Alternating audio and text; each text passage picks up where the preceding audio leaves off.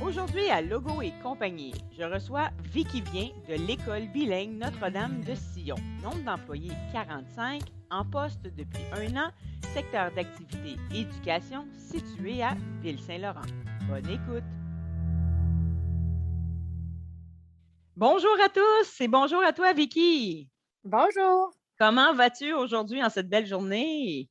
Ah, ça va bien. Un retour au travail là, depuis cette semaine, donc ça va bien. Oh, Et ben toi? oui, ben oui, ben oui, ça va super bien. Je suis tellement contente de te recevoir. Bienvenue au podcast de Logo et compagnie qui est propulsé par Promco.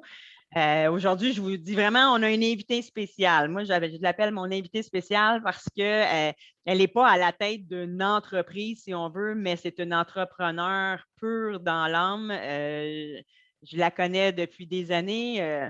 On se connaît parce qu'on était voisines, finalement, Mm. vraiment beaucoup d'années, je crois. Oui, effectivement. On a joué même au hockey ensemble. Donc, on se connaît, ça fait très longtemps. Puis, j'ai vu ton parcours. Puis, selon moi, c'est un parcours entrepreneurial. Fait que je voulais mettre ça de l'avant. Je voulais que tu me parles de ton histoire à toi.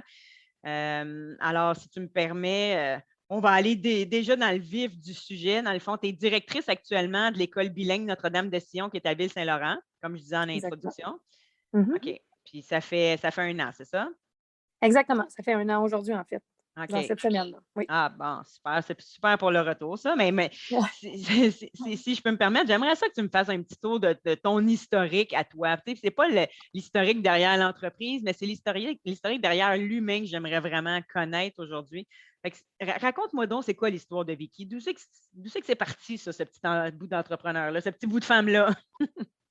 Ben, écoute, moi, j'ai un parcours qui est plutôt différent des autres au niveau des direction d'école, par le fait que j'ai été enseignante de maths au secondaire pendant 10 ans, là, la moitié du temps dans une belle école privée, l'autre moitié dans une commission scolaire au public. Dans le contexte, je voulais apprendre aussi les différences entre les deux milieux, puis mais plutôt OK. aussi auprès des élèves qui ont des difficultés. Fait que c'est pour ça que j'ai fait le saut autant au privé qu'au public.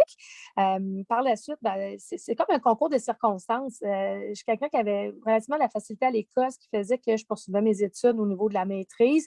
Puis étant très cartésienne, hein, j'étais un prof de maths, donc j'ai décidé de poursuivre mes études en administration scolaire.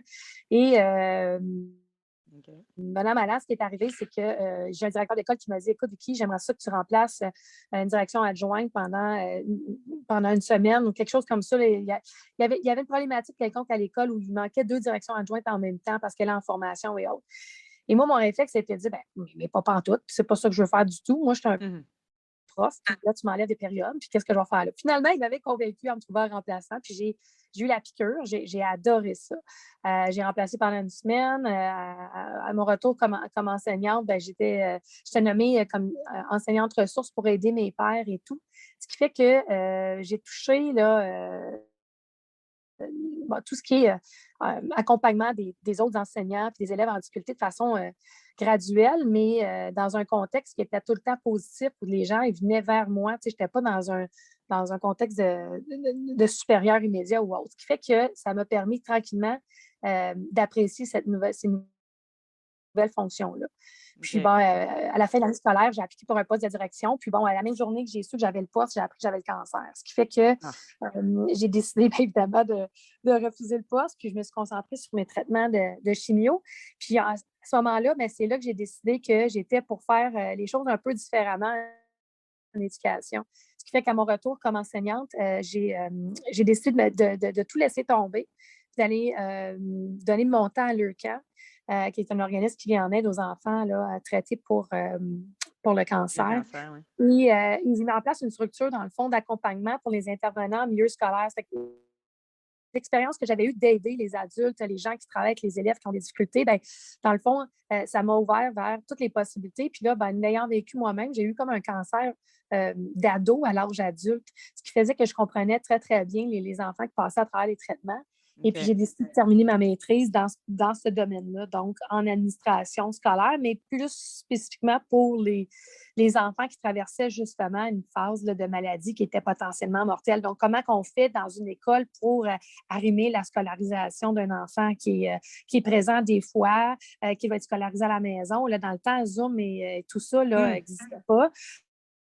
Puis qu'est-ce qu'on fait quand il est à l'hôpital avec les services scolaires en milieu hospitalier. Fait que c'est un peu ça que je suis allée faire. Je suis allée travailler. Fait que j'étais un peu toute seule. J'avais une grande autonomie. Puis évidemment, une grande sympathie tant de la part des gouvernements que des organismes scolaires quelconques, que ce soit privé ou public, parce que tout le monde a une sympathie envers le camp puis la maladie infantile. Ce qui faisait que ça me permettait de découvrir, de commencer au niveau, comme tu dis, au niveau de la conscience entrepreneuriale, de mettre en place des choses qui peuvent faire autrement, faire différemment, puis venir combler un peu un manque, si tu veux, là, dans le milieu de l'éducation.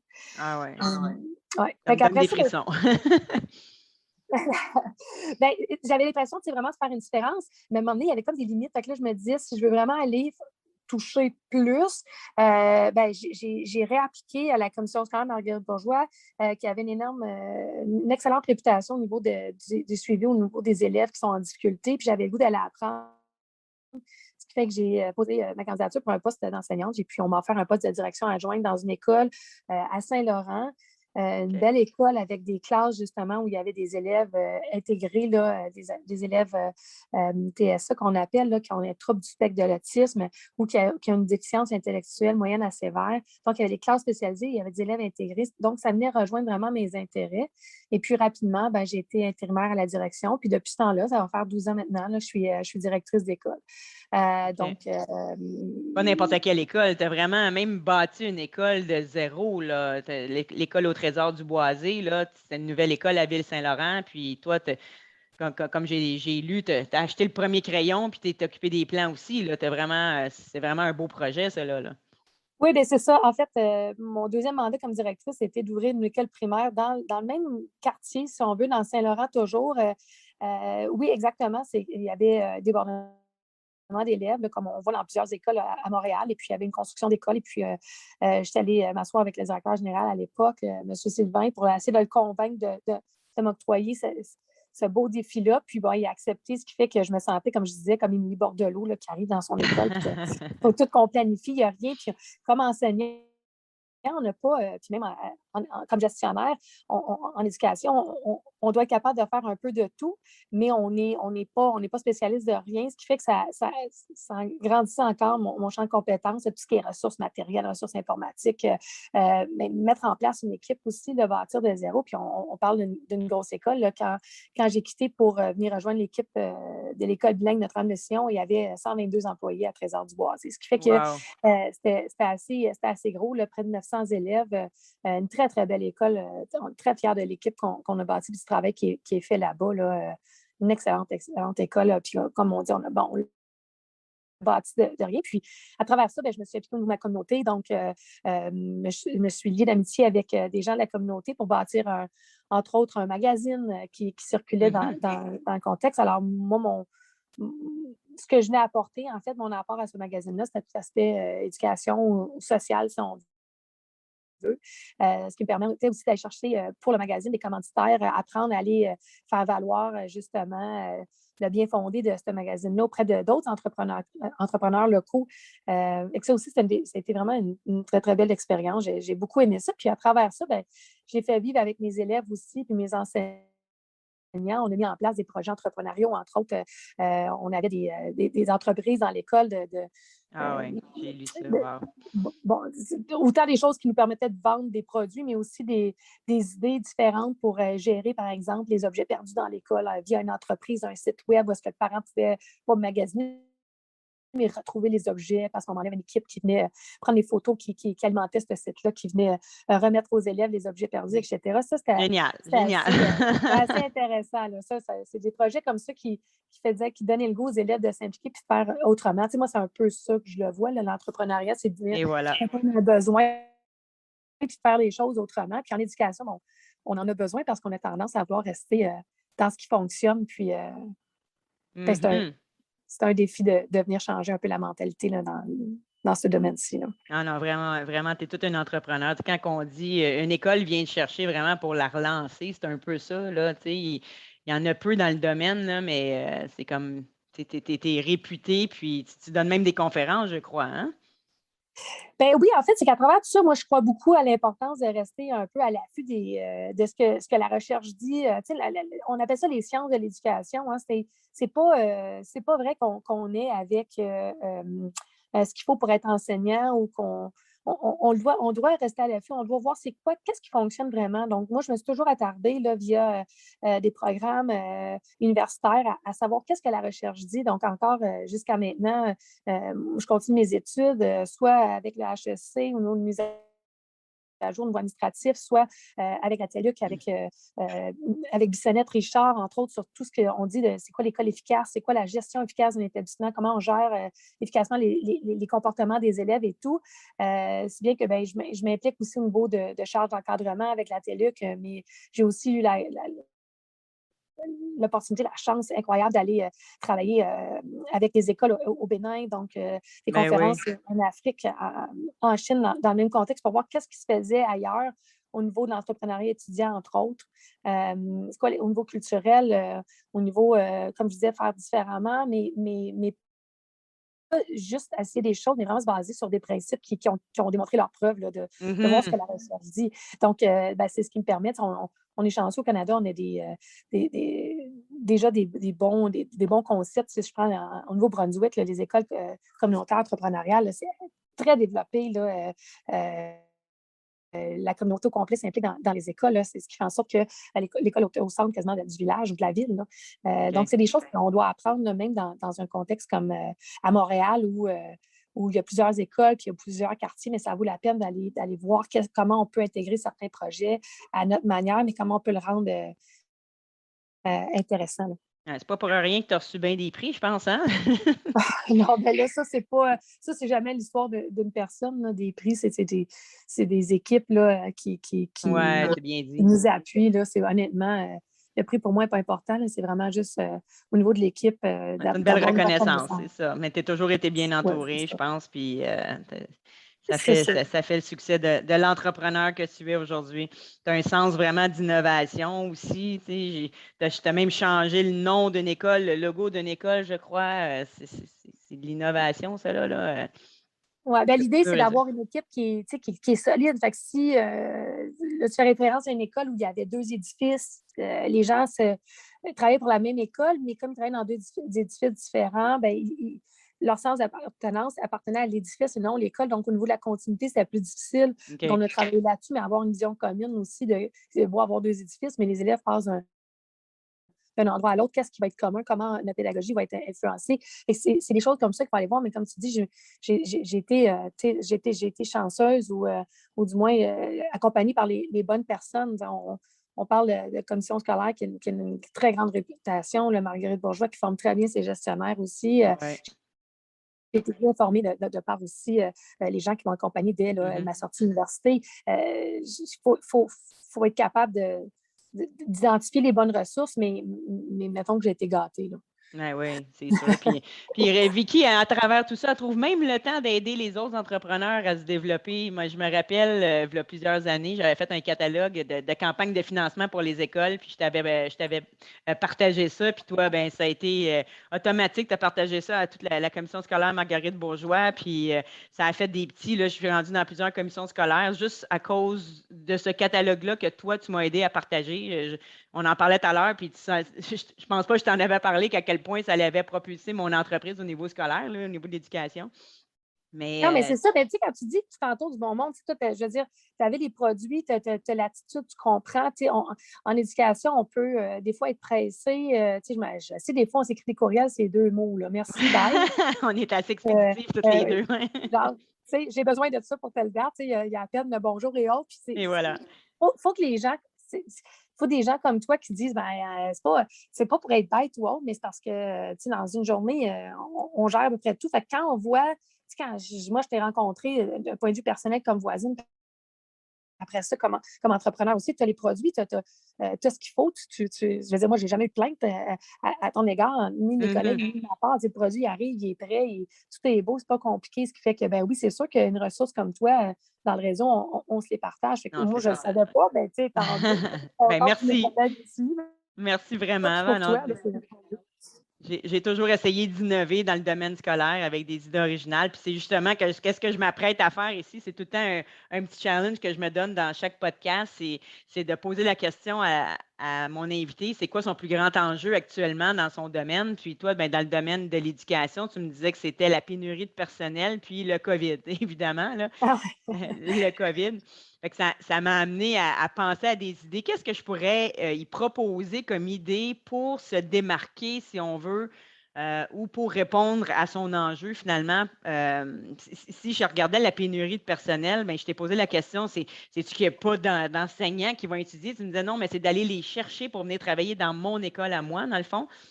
Mais C'est ça, ben, c'est un métier qui, sur la place publique, n'est pas super bien coté, dans le sens qu'on pense qu'un enseignant, ça a 2 mois de congé. Donc, moi, je peux vous dire que pour voir mon équipe, une chance qu'il y a une partie de l'été. Puis même hier, quand je suis arrivée au travail, j'avais des enseignants dans l'école. Je disais, mais qu'est-ce que vous faites là? Ils sont déjà dans la préparation, ils travaillent de la maison et tout. Mais ce n'est wow. pas un métier reluisant. Bon, on a vu au niveau des conventions collectives, bon, le salaire augmente de façon importante, ce qui est une bonne chose. Ça va redorer un peu la profession, mais ce n'est pas juste le salaire. Mhm. Pour aller chercher les gens. Recruter, c'est vraiment les conditions de travail dans un contexte où il y a des écoles qui sont de plus en plus vieilles, que les équipements ne sont pas à jour, etc. Fait que nous, on a la chance, là, comme école privée non subventionnée, d'être un peu plus indépendant, puis de pouvoir compter sur je dirais, des générations de parents et d'enfants qui ont fréquenté l'école, des grosses familles qui sont fiers de nous aider là, au niveau financier pour justement s'assurer d'être compétitifs à ce sens-là. Mais malgré tout, oui, il y a des enseignants il y a des gens qui vont étudier en enseignement et qui deviennent enseignants, mais pas suffisamment. Non, c'est Puis sûr. il y a beaucoup de compétition, puis il faut recruter, puis il faut être capable d'être différent puis d'être intéressant, mais en même Mhm. temps, au bout du compte, ce qu'on fait, c'est qu'on enseigne à des élèves. Là. Ben oui, non, définitivement, définitivement. Puis là, avec la pénurie de personnel et le COVID ensemble, ben, je me suis dit, bon, mais qu'est-ce que je pourrais trouver comme idée pour aller chercher du nouveau personnel? Des fois, c'est d'aller dans les écoles d'enseignement, dans le fond, puis de leur dire, hey, venez travailler à notre école. J'ai fait ça avec un autre client qui est allé justement dans une école d'enseignement porter des articles promotionnels pour dire, regardez, là, vous voulez venir travailler chez nous, voici ce qui vous attend. Fait que, on avait déjà fait ensemble, une des idées que j'ai, là, on avait déjà fait ensemble dans une école, le Trésor du Boisé, un étui à crayon Oui. sur lequel les deux côtés, on avait vraiment imprimé des photos de l'école, puis ça donnait vraiment l'ambiance finalement de l'école dans laquelle les élèves étaient. Mais je me disais, ça pourrait être quelque chose que vous pourriez donner à du personnel du futur que vous allez Oui. rencontrer. Vraiment, voulez-vous venir travailler? Regardez comme c'est beau, parce que c'est vraiment un bel gros étui, puis sur lequel vous pourriez mettre des photos ou des paysages, n'importe quoi qui donne le goût d'aller travailler chez vous. Fait que j'avais eu cette petite idée-là. Puis j'avais eu aussi, ils appellent ça le No Touch Tool. Fait que si on combine le COVID avec ça, bien, on protège les employés à l'école bilingue Notre-Dame-du-Sillon. Donc, je ne sais pas si tu connais ça, ce système-là. Tu accroches après ton porte-clés ou les lanières. Vous avez beaucoup ça, les professeurs, les lanières au cou. Tu attaches ça après Mhm. ça, puis c'est fait pour ouvrir les portes. Fait que tu n'es pas porté à tout le temps toucher aux poignées de porte. Je sais OK. on incite beaucoup qu'on se lave les mains, mais on les lave, mais en plus, on utilise ça pour ouvrir les portes. C'est juste comme un genre de petit crochet chaque fois qu'on ouvre les portes. Fait que ça pourrait être quelque chose pour les enseignants pour essayer d'aller les chercher. Puis pour les enfants, ben, je sais que vous avez tous ça, du gel antibactérien dans les écoles, mais ça serait le fun que chaque étudiant en ait un après son petit sac à dos, tu sais, ou sa boîte à lunch. Donc, comme ça leur fait penser avant de manger, tu te laves les mains, puis ça pourrait être remplissable avec une bouteille à l'école, parce que j'imagine que vous en avez tous, là. Oh oui, ça, honnêtement, c'est là-dessus, on est gâtés, par exemple, parce que si on a beau être une école non subventionnée, on a quand même l'aide gouvernementale à cet effet. Les masques sont livrés Définitif. et tout, là, donc OK. Ben, c'est ça. c'est Mais un c'est peu juste un plus. petit objet qui fait qu'ils se Oui. tient après leur sac ou leur boîte à lunch pour leur faire penser de se laver les mains. Mais je ne sais pas si c'est quelque chose qui peut être intéressant ou c'est pas quelque chose que les jeunes porteraient, je ne sais pas. Je suis Oui, curieuse. ouais, ça peut être chouette, surtout pour nos nouveaux élèves. Pour les petits, par contre, il faut toujours faire attention là, qu'ils le fassent au bon moment puis que ça ne devienne Hmm. Ouais, pas un c'est jeu ça. ou qu'ils Oui. ne se mettent pas même à le manger. Là. Mais Oui, définitivement, ça vous coûte très cher d'antibactériens. c'est ça.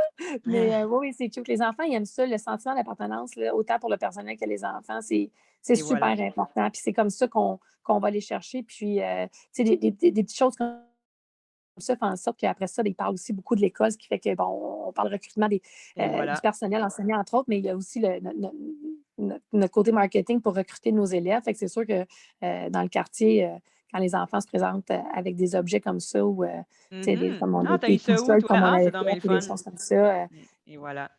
on en parle, puis ça fait voir l'école encore plus. Fait que là, moi, tes idées sont toujours les bienvenues parce que c'est à force de jaser comme ça, des fois qu'on a trouvé des bonnes idées, là, toi puis moi, puis Oui. ça a vraiment fonctionné. Évidemment, c'est sûr, hein, c'est génial. Ben, en terminant, je ne vais pas te retenir plus longtemps. Je sais que ton temps il est précieux. J'aimerais ça savoir, pour nos auditeurs, est-ce que tu aurais un conseil à nous donner avec la conciliation travail-famille? Tu sais, je sais que tu as 2 enfants, je les connais, mais tu en as plusieurs autres aussi avec l'école, évidemment. Mais ça prend quoi pour réussir à gérer tout ça, là? Tes enfants ont été jeunes à un moment donné, là, puis sont encore à l'école et tout. As-tu des conseils pour nos auditeurs? Ben, tu sais, c'est un peu cliché de dire ça, mais d'avoir un équilibre, hein, de se donner du temps. Moi, je suis quelqu'un qui est super sportive, hein. Ça, c'est ce qui a fait en sorte qu'on s'est connus, toi Mhm. et moi, là. Mais moi, le sport a que beaucoup de place dans ma vie. Jogging, marche, sport d'équipe ou autre. Ça, c'est toujours resté, toujours demeuré. Fait que j'ai un moment pour moi à travers ces activités-là. Puis, ben, tu l'as dit, les enfants, bon, ils vieillissent, mais ils ont quand même toujours besoin de maman, là. Mhm. Donc, d'avoir du temps pour eux aussi. Puis de pas, moi, je passe pas mes soirées de minuit à l'école. Là. Je pense que c'est aussi d'être un exemple, de dire, ben, il y a des moments où est-ce qu'on est au travail, puis il y a d'autres moments où est-ce qu'on se repose, on s'assure de bien s'alimenter. C'est l'hygiène de vie. Puis, tu sais, je suis d'autant plus ben, occupée par ça, je veux dire, préoccupée par ça parce que, bon, à travers mon histoire personnelle, comme j'ai dit, j'ai eu le cancer, ce qui fait que Mhm. ben, pour moi, cet équilibre-là il devient primordial. Si je me mets à pas me respecter dans ce sens-là, ben, la fatigue arrive vite. Puis à ce moment-là, on voit qu'on est moins productif, puis ça fonctionne moins, puis l'humeur n'est pas là. Puis, on travaille avec des gens tout le temps. Hein, fait que c'est le sourire, c'est la bienveillance, c'est Ouais. d'être ouvert aux idées des autres. Mais pour ça, il faut être bien, puis il faut avoir un bon équilibre de vie. Moi, je sais que c'est cliché, mais je te dirais que c'est ça mon conseil, là, de s'assurer que euh, de bien répartir son temps. Là. Ah, souvent, c'est d'apprendre à décrocher. Là. C'est On ça. essaie de faire ça, mais des fois, le téléphone continue pareil et on se fait déranger. Il y a les réseaux sociaux, il y a un petit peu de tout aujourd'hui. Hein? Fait que, Oui, c'est ça. C'est pas facile. Puis en même temps aussi, tu sais, dans le contexte où est-ce que là, je suis à l'école bilingue de de Sion, j'adore mon expérience là, ici, mais plus petite école, donc moins de personnel, mais aussi au niveau de la direction, je suis seule, je suis la directrice générale, j'ai une équipe, un bras droit, un bras gauche, comme je les appelle, mais je veux dire, l'équipe est beaucoup plus petite. Fait que oui, il faut d'autant plus décrocher parce que je ne peux pas dire, ben là, de telle heure à telle heure, vous communiquez avec telle autre personne ou autre. Puis l'autre chose aussi, je dirais, c'est qu'il ne faut pas prendre les choses personnelles. Si on occupe un rôle, c'est pas mhm. Vicky qui prend la décision, c'est la directrice de l'école qui va prendre des décisions au meilleur de sa connaissance puis de son expérience. Là. Et voilà. Fait qu'il faut être capable aussi de dire qu'on est une personne puis qu'on joue un rôle. Mhm. Puis j'aime bien dire, moi, quand je m'en viens à l'école, c'est comme si j'étais une comédienne là, ou une actrice. Là. Wow, c'est bien dit. Je m'habille puis je viens faire ce que j'ai à faire et j'adore ça. Il n'y a pas un matin où je me lève où j'ai pas le goût. Là. Tu as de Puis l'air tant que passionné. Tu es ah, passionnante à écouter, en tout cas. j'aime ça. Comme toi, tu aimes Oui, ton travail puis que tu après tant innoves tout le d'années, oui. temps, ben, je pense que c'est important. Tu sais, tout t'es donné comme objectif d'innover puis d'aller faire autrement, différemment. On parle de moi, mais tu es un beau modèle. Puis je pense que c'est ça qui fait en sorte qu'on aime encore notre travail. Et voilà. Et voilà, c'est définitif. Mais en tout cas, si vous voulez en savoir plus sur mon invité, ben, je vous invite à aller la googler finalement parce que elle n'a pas une entreprise. Il y a l'école bilingue Notre-Dame de Sion. Si jamais vous voulez aller envoyer vos enfants à cette école-là, vous pouvez aller voir ça. Mais si vous googlez Vicky Vient, mais vous allez en savoir pas mal plus sur elle. Puis allez voir sa page LinkedIn aussi. Et ça va vous montrer un petit peu qui c'est. Étant donné qu'on n'a pas de vidéo, vous allez pouvoir avoir une belle image de cette belle personne. Hey, Fait que merci, Karine. ça me fait plaisir. Mais je te remercie tellement. Et ça va se conclure comme ça. Tu as été tellement, tellement motivante. Ça part bien une journée, ça. Puis j'espère que les auditeurs vont en apprendre encore plus sur le domaine de l'enseignement et sur toi, évidemment. Je te remercie vraiment, vraiment beaucoup pour ton Hey, temps. merci à toi. C'est vraiment une bonne idée, ton podcast. Puis honnêtement, Ça me ça va me fait faire plaisir. plaisir d'accueillir les gens aussi à l'école et faire visite virtuelle et en présentiel cette année, ça va être drôlement plus intéressant. Là. Définitivement. Bon, ben super. Ben, je te souhaite bonne chance pour la continuité de tout ça. Puis, on se revoit prochainement, Vicky. Merci. Bye, OK, bonne Karine. journée. Bye. Alors voilà, c'était tout pour Vicky vient de l'école bilingue Notre-Dame de Sion. J'espère que vous en avez appris beaucoup plus sur cet entrepreneur et sur le domaine scolaire aussi. C'est important pour moi de montrer qu'il y a des entrepreneurs dans ce domaine-là qui font avancer les choses. Je vous invite à vous abonner au podcast de Logo et compagnie sur la plateforme de votre choix si ce n'est pas déjà fait. Je vous invite aussi à nous suivre sur les réseaux sociaux. On est sur Facebook, Instagram, YouTube, LinkedIn. Et aussi, vous pouvez vous abonner à l'infolette de Promco qui s'appelle le Promco Mag via le site Internet pour suivre toutes les nouvelles tendances et les nouveautés dans le domaine des articles et vêtements promotionnels. La semaine prochaine, je reçois Dominique Larrivée du groupe SDL, créateur d'ambiance. On aura une primeur à la fin du podcast. J'ai été un petit peu surprise. J'ai fait une suggestion d'idée, puis c'était un événement qui était déjà planifié, qui est hors du commun. Alors, je vous suggère fortement de rester jusqu'à la fin pour écouter de quoi il s'agit. Ça me donne des frissons juste en parler. J'ai tellement hâte. Alors, voilà, j'espère que vous avez apprécié. Je vous souhaite de passer une excellente semaine et on se revoit la semaine prochaine. Bonne journée!